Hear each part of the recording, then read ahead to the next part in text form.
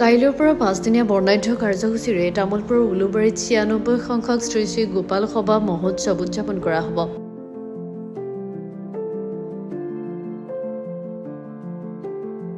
বিগত বহু বছৰ চলি অহা এই সভাখনে সম্প্ৰতি আৰু অধিক জনপ্ৰিয় হৈ পৰিছে। অঞ্চলটোৰ বিভিন্ন প্ৰান্তৰ ভক্তপ্ৰাণ ৰাইজে এই সভালৈ অহা পৰিলক্ষিত হয়।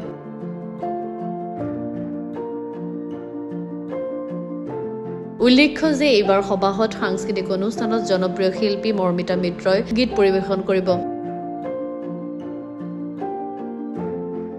অনুষ্ঠানত জাতি, বৰ্ণ, ধৰ্ম, ভাষা নিৰ্বিশেষে সকলো শ্ৰেণীৰ ৰাইজৰ সহায় সহযোগিতা তথা উপস্থিতি কামনা কৰিছে আয়োজক সমিতিয়ে। উলুবাৰী শ্ৰী শ্ৰী গোপাল সভাখন আয়োজন কৰা হৈছে কালি 11 ফেব্ৰুৱাৰীৰ পৰা 15 ফেব্ৰুৱাৰীলৈকে। আমাৰ এই সভাখনত বিশেষকৈ আমি 12 ফেব্ৰুৱাৰীত হোমযজ্ঞ হ'ব। তাৰোপৰি আমাৰ নাগাৰা নাম আছে আৰু সাংস্কৃতিক সন্ধিয়া আছে। তাৰ উন্মোচন কৰিব আমাৰ BTR চিফ প্ৰমোদ বড়ো ছাৰে আৰু শেষৰ দিনা দিলীপ শইকীয়া ছাৰে আহাৰ কথা আছে। চলিব এইবাৰ। আমি অসমৰ কণ্ঠশিল্পী মৰ্মিতা মিত্ৰক মাতিছোঁ আৰু মাজত একদিন আছে প্ৰগ্ৰাম। 96 সংখ্যক হ'ল এই পূজাখন। আমি গোপাল গৰখীয়া সভা পাতোঁ।